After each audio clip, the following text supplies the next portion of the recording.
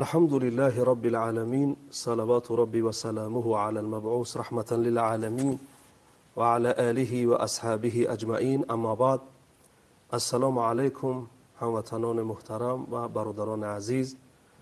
خداوند را سپاس و شکر میکنیم بر اینکه دوباره من و شما را وقت داد، تن صحت داد، در برنامه آنلاینی اینترنتی از مرکز اسلامی با شما هستیم و در این روزها و در فضیلت دهه ماه ذوالحجه و در باره این فریضه الهی حکمت حج ما با شما صحبت داریم و رقم‌های ما در برنامه گذاشته شدگی هست و در تماس باشین. ما در پاسخ با شما هستیم. خداوند منان را شکرانه میکنیم بر اینکه برای بندگانش موسم‌های گذاشتگی هست که در اون موسم‌ها خداوند بندگانش را امر میکند و پیامبر صلی الله علیه و سلم اشاره میکند که این روزها روزهایی هستند که بندگان خدا میتوانند با خداوند نزدیک شوند. یکی از اون روزها و از اون عبادت‌های موسمی دهه ذوالحجه، ماه مبارک ذوالحجه است که از نامش معلوم است که ذوالحجه یعنی ماهی که در این ماه حج هست، حج انجام می شود. بنابراین برادران عزیز، اگرچه در قرآن عظیم و شان و در احادیث پیامبر صلی الله علیه و سلم ما نظر بکنیم، فضیلت زیاد در این دهه روزهای ذوالحجه میابیم که برای اون انسانایی که قدرت پیدا نکردن و راه یعنی معونت راه را نداشتن، دارایی مال راهگیرای حج را نداشتن و خداوند اونها را لبیک نگفت، امسال میتوانند که در خانه نشسته با این اعمال چنگ بزنن و اونها بسا اجر و پاداش زیاد میگیرن. خداوند به این روزها در قرآن عظیم و شان قسم میخورد و الفجر و لیال عشر. شما ببینید، یعنی قسم به فجر و اون 10 روز که امروز ما در روز اولی ماه ذوالحجه قرار داریم. امروز روز 28، روز چهارشنبه اول ماه ذوالحجه داخل شد. و برادران عزیز، در دیگر جای قرآن وقتی که درباره حجاج الله رب العزت صحبت میکند، میگه لیشهدوا منافع لهم و یذکروا اسم الله فی ایام معلومات. یعنی اون حاجی هایی که در حج هستند منفعت های خودشان را مشاهده کنند و در ایام معلومات که عبدالله ابن عباس میگوید که معلومات، ایام معلومات در همین 10 روز ذوالحجه است. میگه در این 10 روز ذوالحجه خداوند را ذکر بکنند. بنابراین در حدیثی صحیح پیامبر خدا صلی الله علیه و سلم میگوید که ما من ایام احب العمل الصالح فيها احب الى الله من هذه الایام، ای من 10 ذی الحجه. وقالوا ولا الجهاد، قال ولا الجهاد الا رجل خرج بنفسه وماله فلم يرجع من ذلك بشيء، او کما قال رسول الله صلی الله علیه و سلم. یعنی پیامبر خدا صلی الله علیه و سلم، این حدیث در ابو داود، در بخاری و در دیگر کتاب های احادیث پیامبر صلی الله علیه و سلم ثابت میشه، وارد می شود که پیامبر خدا صلی الله علیه و سلم گفتند که هیچ روز عمل صالح محبوب در نزد خدا از این 10 روز نیست. اون علمین 10 روز ماه ذوالحجه است. 10 روز ماه ذوالحجه است. حتی شما ببینید که صحابه کرام پرسیدن که ولی الجهاد، یعنی روزه داشتن، نماز خواندن، قربانی کردن، صدقه کردن، ذکر، تسبیح و تحمید و تحلیل گفتن افضلتر در این روزا، افضلتر از جهاد است در راه خدا. پیامبر گفت که ولی الجهاد، یعنی از جهاد هم افضلتر است. اما امروز ما صحبت در اون موردی میکنیم که در اینجا 2 صاحب شریعت پیامبر خدا صلی الله علیه و سلم اشاره میکند با دو عمل در این روزها که هر دو اینها در حدیث صحیح ثابت شدند که از جهاد در راه خدا افضلند. یعنی تسبیح گفتن، تحمید گفتن، تحلیل گفتن، صدقه کردن، روزه داشتن در این روز که پیامبر خدا صلی الله علیه و سلم میگه از جهاد در راه خدا افضل است. یا در روایت عایشه ثابت است در حدیث های صحیح که گفتن که آیا جهاد افضلی عمل نیست که الا نجاهد، آیا جهاد نمی کنیم؟ پیغمبر صلی الله علیه و سلم گفت افضل منه حج المبرور، حج مبروری که در اون فسق و فجور و جنگ و جدال نباشد، اون حج بهتر از جهاد در راه خدا هست. یعنی امروز ما برادران عزیز بر اینها اشاره میکنیم. پس اون برادرانی که میخواهند اعمال صالح انجام بدن و پیش خدا مقام منزلت پیدا کنند و گناهانشان بخشیده شود، در این دهه ذوالحجه این را استفاده کنند.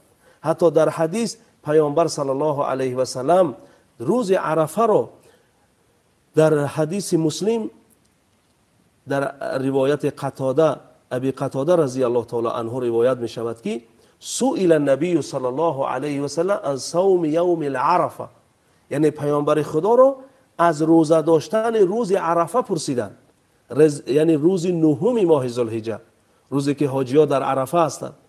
در اون روز پرسیدند که آیا اون چی فضیلت دارد؟ پیامبر صلی الله علیه و سلم در جواب گفتند که قال بی و امی و روحی، یعنی قسم به پدر و مادر و روحم. به همه اینها پیامبر صلی الله علیه و سلم اشاره کردن، گفتن یکفر سنه الماضیه و الباقیه، یعنی اون یک سال گذشته گناهانش را میبخشاید و یک سال آینده آمدگی را گناهانش را میبخشاید، یعنی روز عرفه. بنابراین در این حدیث پیامبر صلی الله علیه و سلم اشاره هست، خوشخبری هست برای آنانی که نتوانستند در عرفه در این حج شرکت بکنند، این روز عرفه را روزه بگیرند، یک سال گذشته و سال آینده خداشون را گناهانشان را ببخشایند، با اخلاص و للهیت با بندگی روزه بگیرند. و در این دهه ذوالحجه بسیار چیزهای هست. حتی پیامبر خدا صلی الله علیه و سلم میگوید که پاکترین روزهایی که در اون روزها صدقه میکنید این روزهای انمین 10 روز ماه ذوالحجه است. با اتفاق علما این 10 روز در پوره سال از همه روزها فضیلت و با مرتبه هست. و هر عملی نیک، صدقه کردن در این روز، نیک گفتن، دست یتیمان و مسکینان را گرفتن، نیکی کردن با پدر و مادر، نیک و خلق احسان، حسن خلق داشتن در میان مردم و روزه داشتن. خصوصا در احادیث دیگر پیامبر صلی الله علیه و سلم میگوید که هر روز از این 10 روز ذوالحجه یکفر السنه، یک گناهان یک ساله را میبخشاید نزد خداوند. بنابراین این دهه ذوالحجه را باید قدر و قیمت کرد. خداوند در قرآن عظیم الشان با این 10 روز قسم میخورد و پیامبر صلی الله علیه و سلم در صحیح البخاری با روایت ابن عباس این پیامبر صلی الله علیه و سلم میگوید که هیچ روزهای عمل صالح دوست داشته‌تر نزد خدا نیست مگر در این 10 روز ذوالحجه. و رو گفتیم و روز عرفه اگر روزه بگیرن، در اینجا یک اشاره باید بکنیم که حاجیانی که در عرفات هستند اونها را روزه نداشتنشون افضل است، چون که اونها در مقابل اینکه تسبیح و تحلیل و تکبیر میگویند در اونجا با دعا مشغولند، با عبادت که از مینا به عرفات، از عرفات به مزدلفه و از اونجا با رمی جمرات که با سنگزنی شیطان میروند، با اون قدرت و توانی که دارن اون رو باید حفظ بکنن. روزه نداشتنشون افضل است. و پیامبر صلی الله علیه و سلم میگه کان یوم العرفه مفطرا، یعنی پیامبر خدا صلی الله علیه و سلم روز عرفه روزه نداشتن، روزشون خوردگی بدن در روز عرفه. و شما میدونید که پیامبر صلی الله علیه و سلم در طول عمرشون یک بار حج کردن به نام حجة الوداع. حجت الوداع و گفتیم دیو موضوع ما درباره حج هست و در این باره باید ما شما صحبت کنیم.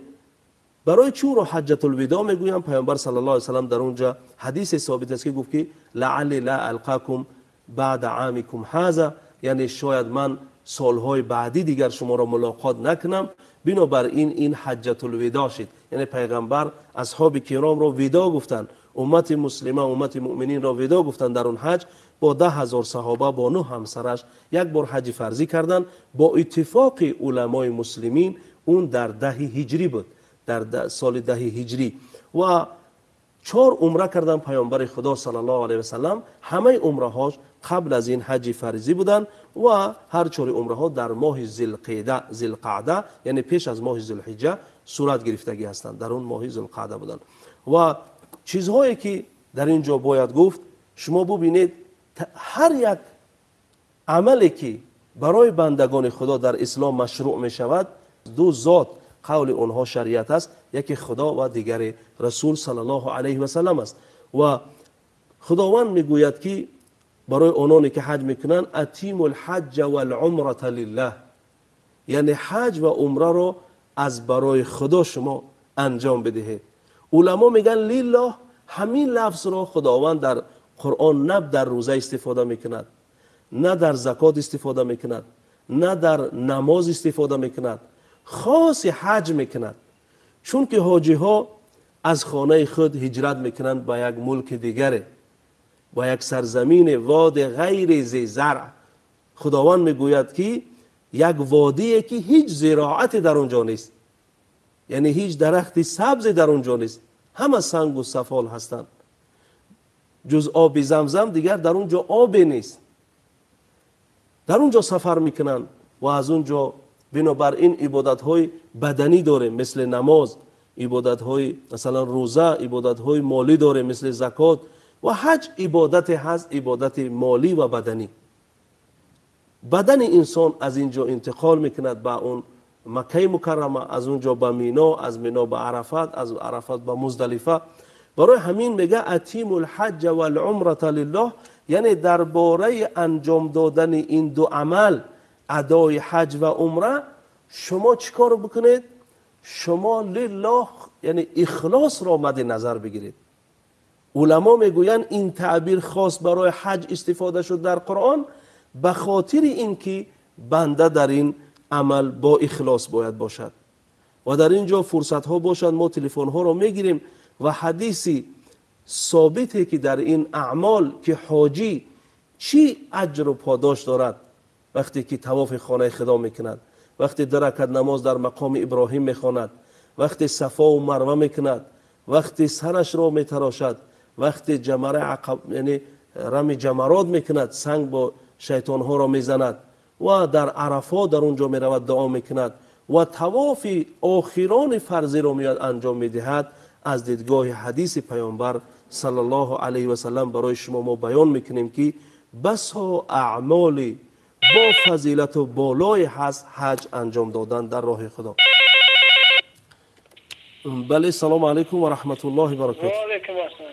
باید جمله از سوال داشتیم. بله گوش میکنم شما. فضیلت 10 ذوالحجه بیشتر است یا ایام ماه رمضان؟ سلامت باشید. یعنی روزهای ایام رمضان فضیلت از زیادتر است یا این 10 روز ذوالحجه؟ سلامت باشید. طواف چند نمود می شود؟ طواف چند نمود می شود؟ چند نمود می شود؟ سلامت باشید.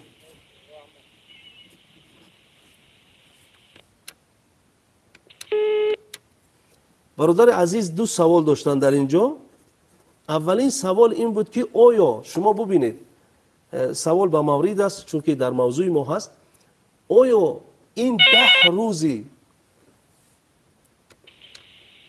بله سلام علیکم. بله سلام علیکم. سلام علیکم اکا. و علیکم السلام. اکا جان همین اید کایده میشه؟ کدام روز نمیشه میبخشیده اکا؟ امروز روز اول ماه مبارک ذوالحجه هست. 10 ذوالحجه روز عید است، یعنی از لحاظ حساب خودمان 6 ایون روز عید میشد ان شاء الله. رحمت. سلامت باشید.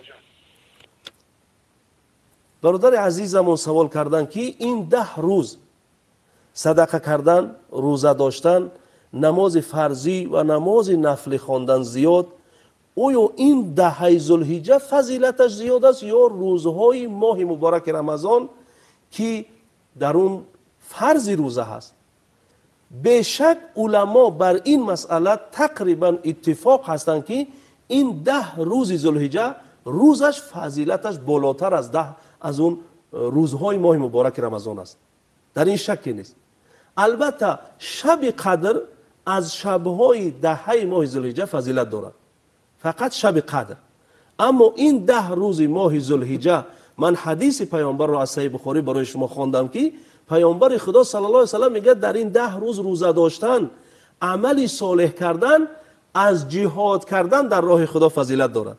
و سوال دومی که این برادر کردن این بود که ما چند نمود طواف داریم، یعنی البته در اعمال حج، چون که موضوع دومی ما موضوع حج است، حکمت های حج هستند. برادران عزیز، طواف می شود طواف وداع که حاجی بعد از انجام کردن حج این واجب است برای اونهایی که اهل مکه نیستند. یعنی طواف وداع میکنن، با عشق و 2 رکعت نماز میخونن، برمیگردن. این آخران طواف است. و طواف افاضه، طواف حج فرضی که وقتی حج را انجام میدهند، بعد از اینکه اونها سنگ میزنن، میآیند، قربانیشان میشود، مویهای سرشان را میگیرن، همین طواف را انجام میدن. طواف افاضه میگوییم در حج فرضی. و طواف قدوم که حاجی وقتی که در مکه مکرمه میرود طواف قدوم انجام میدهد. این طواف ها هستند در اعمال حج. و برادران عزیز، باز درباره عید پرسیدن از ما. البته عید قربان در جهان اسلام در 10 ماه ذوالحجه گرفته می شود و در ماه‌های ما 6 ایون راست می آید، یعنی روز 6 ایون تقریبا روز جمعه روز عید قربان می شود. اما امروز ما در اعمال ماه 10 ذوالحجه و در اعمال حکمت های حج پیامبر صلی الله علیه و سلم، حج اسلام، حج مسلمین صحبت میکنیم. برادران عزیز، و آن حدیثی که من گفتم برای شما برسانم حدیث صحیح و ثابت است. در اونجا حکمت های این اعمال را پیامبر خدا صلی الله علیه و سلم صحبت میکند. عبدالله ابن عمر میگوید که یک روز من با پیامبر صلی الله علیه و سلم در مسجد مینا نشسته بودیم و 2 مرد نزد پیامبر صلی الله علیه و سلم اومدن. یکی از قبیله انصار بود و دیگر از قبیله ثقیف. میگه اینها پیش پیامبر خدا آمدن و پیامبر خدا صلی الله علیه و سلم را گفتن ما سوال داریم. پیامبر صلی الله علیه و سلم این از نشانه های نبوت هست که اونها معلم دین امت اسلام، یعنی جهان بشری هستند. اونها دارای معجزه هستند. پیامبر صلی الله علیه و سلم، عبدالله ابن عمر روایت میکند که با هر دو اونها گفت که آیا من شما را خبر کنم با آن سوالی که شما میخواهید از من بپرسید، یا اینکه شما خودتان اون سوال را از من میپرسید؟ میگه اینه که از قبیله انصار بود، اون بنی ثقیف را گفت که اونی که از قبیله ثقیف بود گفت بپرس. پیامبر صلی الله علیه و سلم را اون مرد از بنی ثقیف، از قبیله ثقیف گفت که نه خودت جواب بده. یعنی پیامبر صلی الله علیه و سلم را گفت که شما خبر کنید، یعنی اخبرنا یا محمد صلی الله علیه و سلم. پیامبر صلی الله علیه و سلم اونها را گفت که شما از اینکه از خانه‌تان برآمدین به مکه آمدین، شما سوال کردنی هستین که آیا ما چی اجر گرفتیم، یعنی در این راه چی اجر گرفتیم با آمدنمان به سوی خانه خدا برای حج، و آیا ما طواف میکنیم 2 رکعت نماز بعد طواف میخونیم، در اون 2 رکعت برای ما چی چیز هست، ما دارای چی اجر و پاداش ثوابی هستیم. و شما سوال میکنید درباره طوافتون در صفا و مروه که بعدی صفا و مروه انجام ما چی اجر و پاداش میگیریم. و شما سوال کردنی هستید درباره اون سنگ هایی که شیطان رو میزنید چه اجر و پاداش میگیرید. و شما سوال کردنی هستید در وقوفتان بر عرفه، عشی العرفه، یعنی اون بیگاهی که در عرفه میستید در اونجا چه اجر و پاداش برای شما هست و شما سوال کردنی هستید که وقتی موی سرش را حاجی میتراشد در اون چه اجر و پاداش برای ما هست. از این سوال ها شما پرسیدنی هستید و بعدا پرسیدنی هستید که طواف فرضی که طواف افاضه گفتیم در جواب پاسخ سوال اون برادر، در اون طواف برای ما چه اجر و پاداشی است. آیا شما این چنین سوال ها را از من کردنی نیستید؟ اونا گفتن که صدقت یا رسول الله، قسم به الله ای پیامبر خدا صلی الله علیه وسلم شما راست گفتید. ما حتما هر دویمان اتفاق بر همین بود که این گونه سوال ها را و این پاداش و اجری که الله تعالی برای ما گذاشته در این اعمال ها از شما بپرسیم. پیامبر خدا صلی الله علیه و سلم گفتن که شما ببینید شطور، یعنی اون راحله، اون سواری که شما سوار شدید، قدمی که برداشت در راه خدا گذشت، به هر قدم گذاشته اون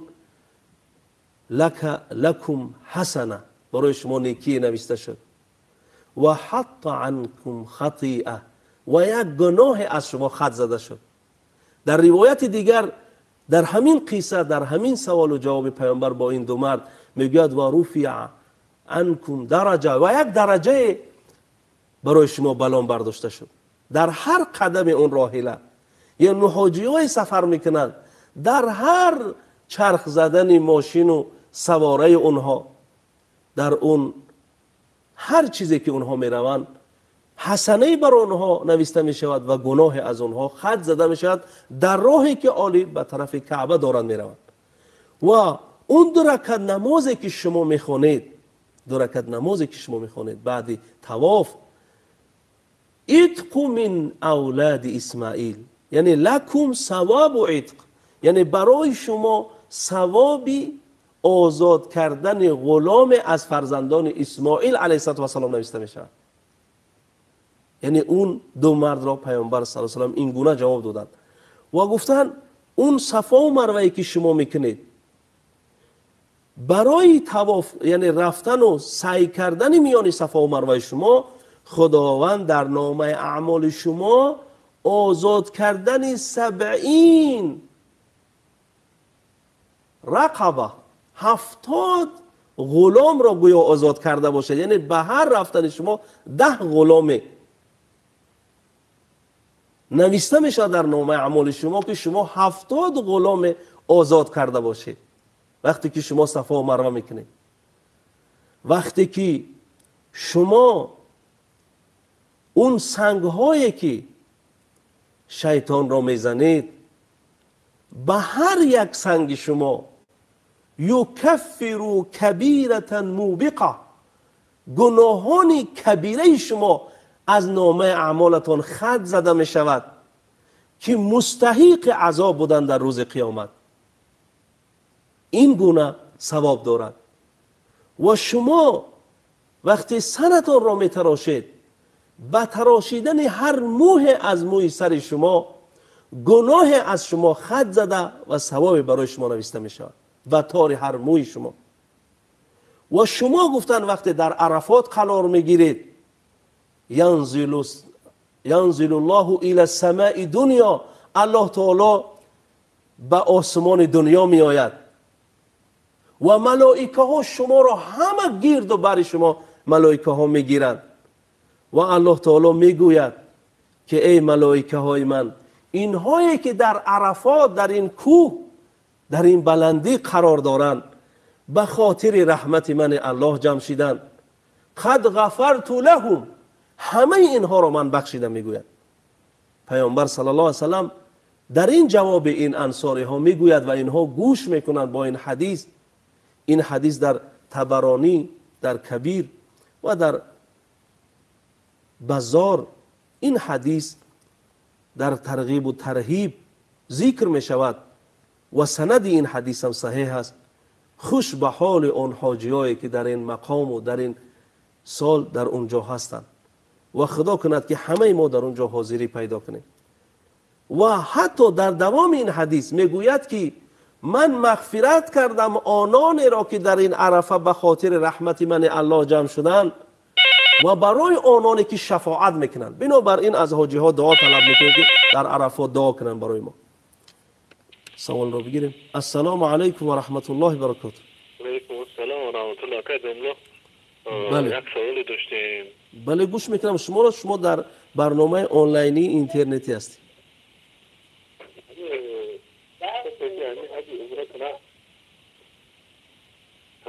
هر سال باید قربانی کردن میرم. سلامت باشه. یک کسی حج عمره بکند باید هر سال قربانی واجب میشه در اون. همه سوال. یک نفری که حج فرضی میکنه میبیاد به یک خونه فطور اولا باید حالا تیمو عبید عدیل قربانی کنه مثلا نکسونه بسه یک میکنه. سلامت باشید. سلامت باشید. ما در پاسخ با شما هستیم. این برادر عزیزی ما حدیث از یاد ما نبراید. اخیران جمله حدیث را من میگویم در پاسخ با سوال این برادر هستی. حتی میگوید در این حدیث که و آنانی که در این عرفات حاجی‌ها برای آنها شفاعت میکنن اونها را هم بخشیدم. و میگوید برای اون دو مردی که از انصار و از ثقیف بودن میگوید و طواف شما بعد از ادای این اعمالی که کردین طواف خانه خدا میکنید، خداوند ملکی را میفرستد و اون ملک دستش را در کتف این حاجی میگذارد، میگوید اعملوا ما تستقبلون، عمل بکن، صالح عمل کن، اون چی که تو در آینده روبرو میشوی. قد غفر ما مضی، اون چی که در عمرت گذشت همه را خداوند بخشید. این حکمت های اون اعمال حج هستند، اون اجر و پاداش ایام حج هستند. خوش به حال اون کسی که حج میکند و این فریضه الهی را ادا میکند. خدا کند که همه فرزندان ملت اسلام و خصوصا ملت تاجیک ما را، تاجیکستان عزیزی ما را قدرت پیدا کنند این اعمال را انجام بدن در حیات زندگی. و این برادری که سوال دادن درباره اینکه میگوید بعضی ها میگویند که کسی عمره بکند هر سال باید قربانی بکند. شما ببینید عمره کردن و یعنی حج کردن وابسته به استطاعت دارایی انسان است. در طول زندگی علما فقها گفتن که یک بار عمره کردن واجب است، یک بار، و اکثرش بر همین هم قائل نیستند که عمره واجب است، عمره سنت است. اما کسی عمره کرد، دارایی پیدا کرد، رفت عمره کرد، آمد، اگر دارایی داشته باشد قربانی میکند، نداشته باشد نه بر ذمه خودش قربانی واجب است نه بر خانواده‌اش. و یک چیز دیگر در میان مردم ما هست، خصوصا این یک چیزی هست که دینی نیست. مردم میگن که یک سال قربانی کردی هر سال بر ذمه تو دیگه قربانی واجب است. این غلط است. این مسئله این خیلی نیست. قربانی واجب می شود برای انسانی که وی سالم است، آزاد است و در روزهای عید غنی هست، بای هست، دارا هست. و اونی که حج عمره میکنه، اونی که یک سال قربانی کرد، هر سال قربانی بر ذمه واجب نیست. بله سلام علیکم. و علیکم السلام و رحمت الله و برکاته. بله گوش میکنم شما رو. آدم قرضدار حج رفته میتواند یا نه؟ سلامت باشید. سوال دیگری باشد. سوالی هست دیگه داشتیم. آیا در حج بدل عمره نفلی کردن درست است؟ در حج بدل اما انسانی که حج بدل انجام میدهد عمره نفلی کردن میتواند یا نه؟ سلامت باشید. سلامت باشید برادر عزیز. ما در پاسخ با شما هستیم. این برادر ما سوال میکنن که آیا انسان قرضدار، شما یک چیز اهمیت بدین در زمان ما، این یکی از مسائل مبرم روز هست، یعنی مردم با این چیز مبتلا هستند و اکثر حاجیایی که در حج هستند قرضدارند. شما ببینید این میگه که آدم قرضدار میتواند که حج بکند. شما ببینید اگر شما قرض را از کسی گرفتید که اون انسان شما را قرض داد و وقت گذاشت و خودش هم داراییش چندان نیست، خودش تجارتش چندان نیست، داراییش چندان نیست، در این صورت حج کرده شما حج مبرور نیست. اگرچه از ذمه شما حج ادا میشه، اولی فرض و واجب برای شما است که اون قرض رو ادا بکنید. اما اگر اون قرض گرفته شما از کسی هست که میگوید که برادر من تجارت دارم، داراییم هست و به سهولت زندگیم روزگارم رو پیش میبرم و شما را قرض حسنه دادگی است، قرض بی ریبا بی سود دادگی هست و شما در این صورت میتوانید که قرض دارم که باشید حج بکنید. این هست.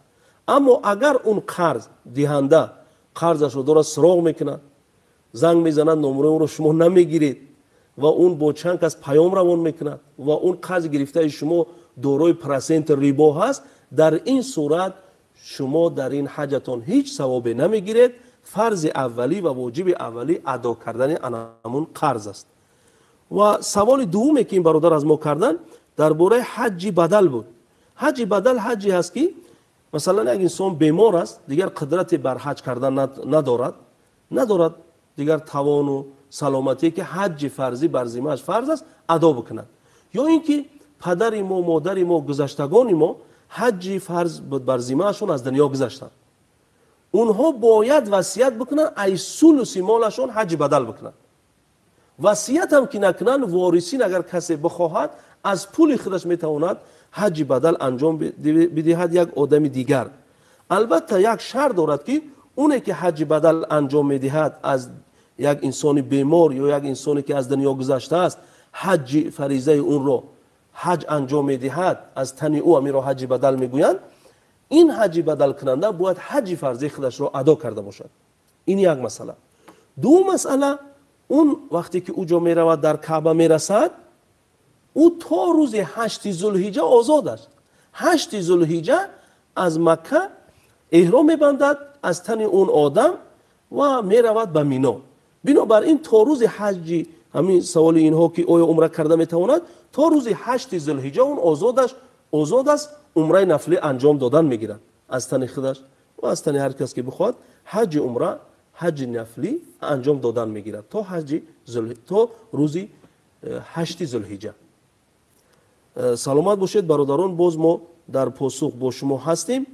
شما ببینید که من حدیث درباره اون دو مردی که از قبیله انصار و ثقیف آمده از پیامبر خدا پرسیدن، در اونجا پیامبر خدا صلی الله علیه و سلم اکثری ثواب اعمالهای حج را انجام دادن. البته گفتیم برای چی این 10 روز ماه ذوالحجه فضیلت دارد؟ چون که علامه ابن حجر عسقلانی در فتح میگوید که چون که امهات اعمال انسان بندگی در این ماه، در این 10 روز جمع شدگی است. یعنی در این 10 روز روزه هست، صدقه هست، نماز هست، حج هست، اعمال صالح هست، تکبیر و تسبیح و تهلیل و بندگی هست. بنابراین این 10 روز فضیلتش به نهایت زیاد هست. در اکثر احادیث میگه هر روز روزه گرفتن یکفر سنه، 1 سال گناهان رو خداوند میبخشاید. دوستان و عزیزانی که ما را گوش میکنن، برادر و خواهرانی که ما را گوش میکنن، اگر روزه داشته باشن خوش به حالشون، اگر روزه نداشته باشن از فردا روزه بگیرن. اگر اون برادرایی که یکم نوعی بیماری دارن، یکم عذر دارن که روزه نمیگیرن، حداقل اون روایتی که در مسلم از ابی قتاده رضی الله تعالی عنه است که پیامبر خدا را درباره روز عرفه پرسیدن، یکفر سنه الماضیه و الباقیه، یعنی 1 سال گناهان گذشته و 1 سال گناهان می آمده را می بخشاید روزه داشتن روز عرفه، یعنی 9 ذوالحجه برای همین روزه بگیرن. حداقل روز عرفه را روزه بگیرن. و خداوند این حکمت الله رب العزت است که همین خیلی عبادت های موسمی برای بندگانش گذاشته است که من و شما را به خودش نزدیک بکند. بله، سلام علیکم. علیکم السلام. و علیکم السلام و رحمت الله و برکاته. الو. بله، شما را گوش میکنم. اگر جمله سوال داشتم همین را گفتم میگم. بله گوش میکنم. همین شخص فقیر قربانی کردن میتونه یا نه؟ سلامت باشید. خب حضرت جان امیر سلامت باشید. این برادرم سوالی به مورد میکند، میگه انسان فقیر قربانی، میگوید که انسان فقیر قربانی کرده میتواند یا نه؟ شما ببینید اول اینکه قربانی از دیدگاه فقهی واجب است بر انسانی که اون انسان یعنی سالم است، آزاد است و در روزهای عید بای و دارا است، غنی است. برای انسان فقیر قربانی کردن واجب نیست. بنابراین پیامبر صلی الله علیه و سلم برای انسان‌های دارا میگه کسی که سعت و دارایی قربانی کردن را دارند ولم یضحی و قربانی نمیکند ولا یقرب مصلانا، جای نماز خواندن عید ما را نزدیک نشود، در نماز ما شرکت نکند. و در دیدگاه فقهی اگر انسانی دارا قربانی بر ذمه‌اش واجب بود و در روز امین 3 روزی که قربانی واجب است در این 3 روز عید قربانیش را نکرد و بیمار شد وفات کرد، بر ذمه اون واجب است که بر وارثانش وصیت کند از ثلث مالش قربانیش را بکند. در اون روز دایره میکنن قربانی میکنن، در اون روز دایره نمیکنن قیمت قربانی را باید ادا کنند، صدقه کنند، قیمت همون مال قربانی را. این برای انسان های دارا است. اما انسان فقیر بر ذمه‌اش واجب نیست، اما اگر از روی اخلاص، از روی کم و بیش داراییش اگر این قربانی میکند، قربانیش ادا میشه، قربانیش قبول میشه و به هر طور موه قربانیش اجر و ثواب میگیرد. اما ما داریم مثلا زکات دهندگان و زکات گیرندگان، باز داریم قربانی کنندگان، باز داریم قربانی اونانی که مصرف هستند، استفاده میکنند. بنابراین قربانی بر فقیر واجب نیست، اگر بکند قربانیش قبول است، قربانیش ادا می شود و باعثی اجر و پاداش است. و در کتاب های فقهی بعضی مسائل وجود دارد. اگر انسان فقیر نیت قربانی میکند، میراد قربانی رو میخرد، در اون زمان قربانی بر این واجب می شود. حتی یک انسان دارا گوسفند میخرد برای قربانی و یک انسان فقیر برای قربانی گوسفند میخرد، هر دو اینها گوسفندها رو میارن و هر دو گوسفندها گم میشوند. گم میشوند در روز دوم یا سوم عید قربان، اینها در جایشان 2 گوسفند دیگر میخرند، 2 گوسفند دیگر میخرند و گوسفندهای اولی هم پیدا میشوند. انسان دارا الکی 2 گوسفند دارد، میتواند یک چه قربانی کند. اما انسان فقیر النفل یجب بالشروع، نفل به سبب شروع کردن واجب می شود. بنابراین این انسان فقیر هر دو گوسفند را قربانی میکند. این مسائل بسیار مسائل نازک و دقیق هستند در کتاب های فقهی، خصوصا فقهی مذهب امام ابو حنیفه رحمت الله علیه. میگوید این انسان فقیری که برای قربانی گوسفند خرید آورد و روز عید گم شد، روز دوم سوم عید گوسفند دیگری را خریده بود قربانی کند و این اولی هم پیدا شد، هر دوش را قربانی میکند. الان واجب است که هر دوش را قربانی کند. و مسائل قربانی شما ببینید خداوند میگوید که نه پوست اون، نه پشم اون، نه گوشت اون بر خداوند نمیرسد، نه خون اون. و یناله التقوی منکم، اون بندگی و پرهیزگاری و خون قربان به خدا میرسد. پیش از اینکه خون قربانی در زمین بچکد در نزد خدا میچکد. بنابراین پیامبر صلی الله علیه و سلم فاطمه دخترش را امر میکردند که شما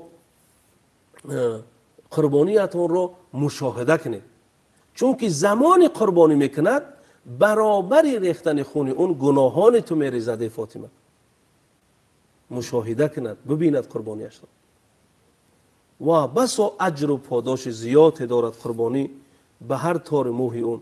بعضی انسان ها 2 سوال دیگه من خودم میکنم و خودم جوابش را میتیم، چون که در بیرون از من سوال کردن. یک سوال همین بود که امسال قربانی به نهایت قیمت است. شما ببینید خواهران من، برادران من، عزیزان ما، قربانی چی هست؟ مرکب انسان مؤمن مسلمان، مرکب یعنی سواری اون در پل صراط در روز قیامت. بنابراین اون باید زیبا باشد، بی‌عیب باشد، فربه باشد، قیمت باشد. اون سواری من و شما هست، سواری آنانی که قربانی میکنند در پل صراط در روز قیامت است.